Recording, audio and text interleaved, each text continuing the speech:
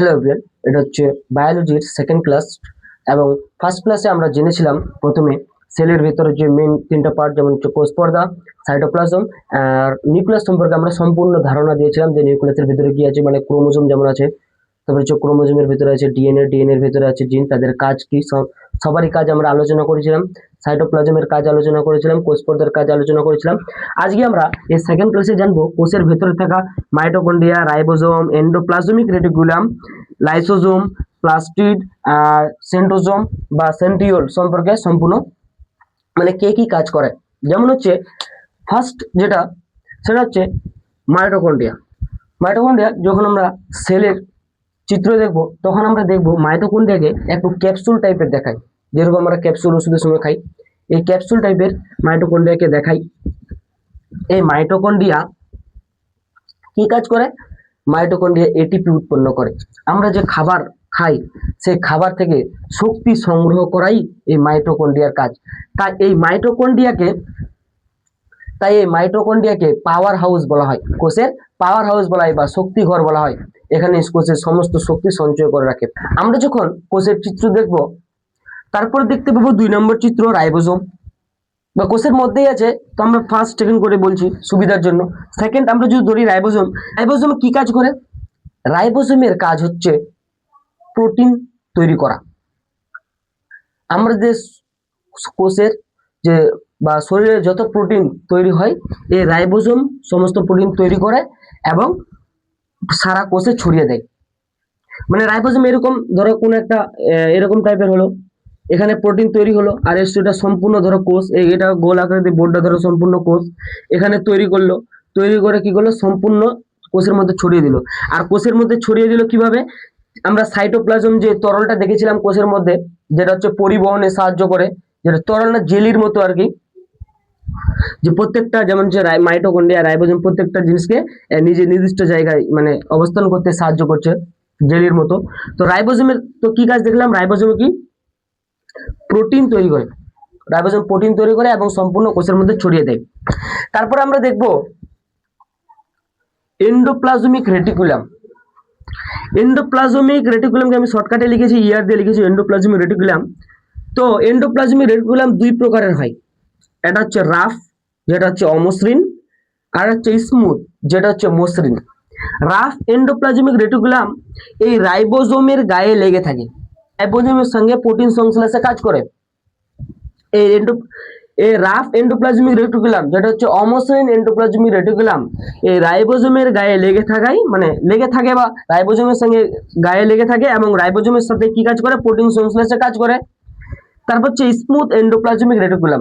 2 নম্বরে যদি আমরা দেখি স্মুথ এন্ডোপ্লাজমিক রেটিকুলাম, বা 3 নম্বরে এন্ডোপ্লাজমিক রেটিকুলামের যে দুইটা ভাগ আছে, রাফ আর স্মুথ। স্মুথ এন্ডোপ্লাজমিক রেটিকুলামের কি কাজ আছে? স্মুথ এন্ডোপ্লাজমিক রেটিকুলামের কাজ হচ্ছে চর্বি বা লিপিড তৈরি করা, লিপিড বা চর্বি তৈরি করে কোষের মধ্যে, যে আমরা যেটাকে চর্বি বলি, বা যে কোষে যে লিপিড এবং চর্বি তৈরি করে এবং সম্পূর্ণ কোষের মধ্যে ছড়িয়ে দেয়। লিপিড বা মানে কি চর্বি তৈরি করে এবং চর্বি তৈরি করার পর যেমন লাইসোজোম যেরকম পরিবহন করে সম্পূর্ণ জায়গায় ছড়িয়ে দেয়, এরকম এটাকে লিপিড বা চর্বিকে কি করে? সম্পূর্ণ জায়গায় কোষের মধ্যে ছড়িয়ে দিতে সাহায্য করে বা পরিবহনে কাজ করে। তারপর হচ্ছে লাইসোজোম। লাইসোজোমটা কি? লাইসোজোমকে আমরা সুসাইডাল ব্যাগ বলে থাকি। লাইসোজোমকে একটা কোশ্চেন আছে যে সুসাইডাল ব্যাগ, লাইসোজোমকে সুসাইডাল ব্যাগ বলা হয় কেন, বা কাকে সুসাইডাল ব্যাগ বলা হয় ও কেন? লাইসোজোমকে সুসাইডাল ব্যাগ বলা হয় এই কারণে, ফার্স্ট যখন আমরা লাইসোজোমের কাজ জানবো, এর কাজ কি? এর কাজ হচ্ছে কোষের মধ্যে প্রবেশ করা ক্ষতিকর জীবাণু গুলিকে সে লাইসোজোম কি মেরে দেয়। লাইসোজোম যখন বুঝতে পারে তার বিপদ এসছে বা সে আর টিকবে না, তখন কি করে? সে নিজেকে ধ্বংস করে দেয় বা কোষের মধ্যে নিজেকে ফাটিয়ে দেয় এবং সম্পূর্ণ কোষকে নষ্ট করে দেয়। তাই একে সুসাইডাল ব্যাগ, তাই একে কি বলে? সুসাইডাল ব্যাগ বা আত্মঘাতী থলি বলে।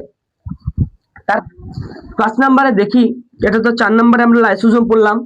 5 নম্বরে যদি আমরা দেখি প্লাস্টিড যেটা আছে, 5 নম্বরে যদি দেখি প্লাস্টিডের এটা শুধুমাত্র উদ্ভিদের ক্ষেত্রে। এই প্লাস্টিডের কাজ কি? এই প্লাস্টিড খাদ্য ও রঙে বিশেষ ভূমিকা গ্রহণ করে। খাদ্য ও রঙে কিভাবে? খাদ্য ও রং, খাদ্যতে কিভাবে? আমরা জানি গাছেরা সূর্যালোক গ্রহণ করে সালোক সংশ্লেষের মাধ্যমে খাদ্য উৎপন্ন করে এবং সেই খাদ্য খেয়ে তারা নিজের মানে সম্পূর্ণ কাজ পূরণ করে। সেই খাদ্য থেকে যেরকম হচ্ছে পুষ্টি থেকে শুরু করে সমস্ত কিছু কাজ তারা পূরণ করতে থাকে। এই খাদ্য একটা কাজ হলো, খাদ্যের হলো। এবার যদি বলে রঙের কি কাজ? রং যেমন হচ্ছে ফল হলো, ফলের যখন মানে কাঁচা থাকে তখন থেকে অনেক ফল সবুজ থাকে, অনেক ফল আলাদা আলাদা কালারের হতে পারে। এই যে কালারের যে চেঞ্জ, বা যখন পেকে যায় তখন হলুদ হয়ে গেল, কোনোটা লাল হয়ে গেল, এই যে কালার, ফলের মধ্যে যে কালার আসে, এর প্রধান কারণ কি? প্লাস্টিক। তাহলে হচ্ছে প্লাস্টিকের কি কাজ? খাদ্য ও রঙের এই প্রধান কাজ করে।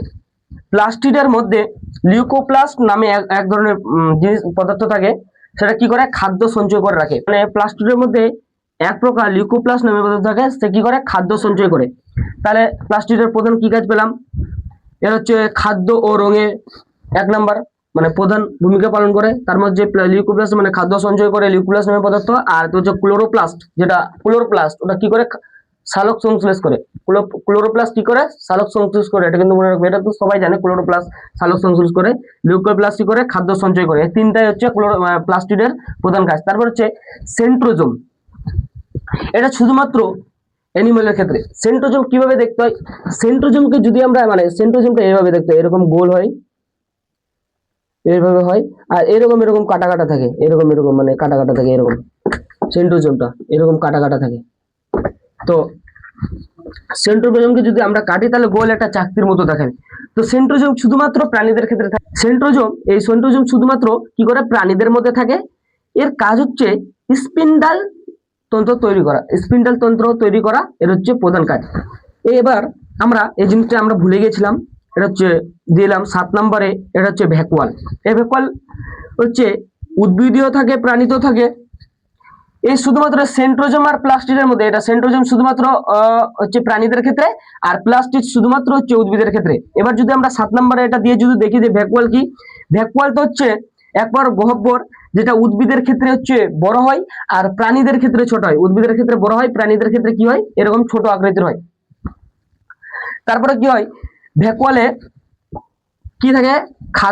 খাদ্য, খনিজ পদার্থ, বর্জ্য পদার্থ সঞ্চয় করে রাখে। উদ্ভিদও সঞ্চয় করে রাখে, প্রাণীরাও সঞ্চয় করে রাখে। কি কি সঞ্চয় করে রাখে? হচ্ছে খাদ্য, খনিজ পদার্থ আর বর্জ্য পদার্থ, এই ভ্যাকুয়াল সঞ্চয় করে রাখে। মোটামুটি প্রায় সবই সেলের মধ্যে সমস্ত কিছু আমাদের জানা হয়ে গেল। এরপরে যদি কিছু বাকি থাকে তোমরা কমেন্টে জানিয়ে দেবে, আর যদি কোনো কিছু ভুল বলে থাকি তো ওটাও কমেন্টে লিখে দেবে যে কোনটা ভুল আছে। আজকের ক্লাসে এই পর্যন্ত, দেখা হবে আরেকটা নেক্সট ক্লাসে।